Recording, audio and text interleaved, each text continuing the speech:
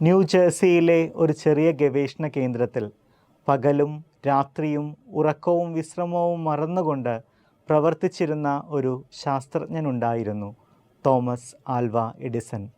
ലോകത്തെ ഇരുട്ടിൽ നിന്ന് ഒരു പുതിയ വെളിച്ചത്തിലേക്ക് കൊണ്ടുവരണമെന്ന ആഗ്രഹത്തോടു കൂടി ബൾബിൻ്റെ ഫിലമെൻ്റ് കണ്ടെത്തുവാനുള്ള അദ്ദേഹത്തിൻ്റെ 1000 ശ്രമങ്ങൾ പരാജയപ്പെട്ടപ്പോൾ കൂടെയുണ്ടായിരുന്നവർ പറഞ്ഞത് ഇപ്രകാരമായിരുന്നു: ഇത്ര ശ്രമിച്ചിട്ടും ഒന്നും കിട്ടിയില്ലെങ്കിൽ ഇനി എന്തിന്?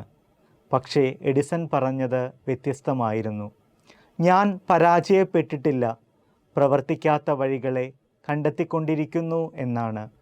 എന്നാൽ അവസാനഘട്ട ശ്രമത്തിൽ വൈദ്യുത ബൾബ് വാണിജ്യമായി ഉപയോഗിക്കുന്ന രൂപത്തിൽ ലോകത്തിന് നൽകിക്കൊണ്ട് അദ്ദേഹം വിജയിക്കുകയാണ്.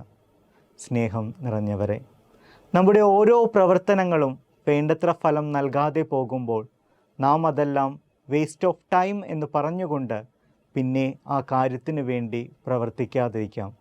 എന്നാൽ തോമസ് ആൽവ എഡിസൻ്റെ ജീവിതം നമ്മോട് പറഞ്ഞു വയ്ക്കുന്നത് ഇപ്രകാരമാണ്: let's try one more time അൻറ്റിൽ it happens.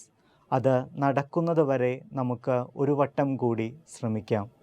ഓർക്കാം ദൈവവചനം: എൻ്റെ ശത്രുക്കളെ, എന്നെക്കുറിച്ച് നിങ്ങൾ ആഹ്ലാദിക്കേണ്ട.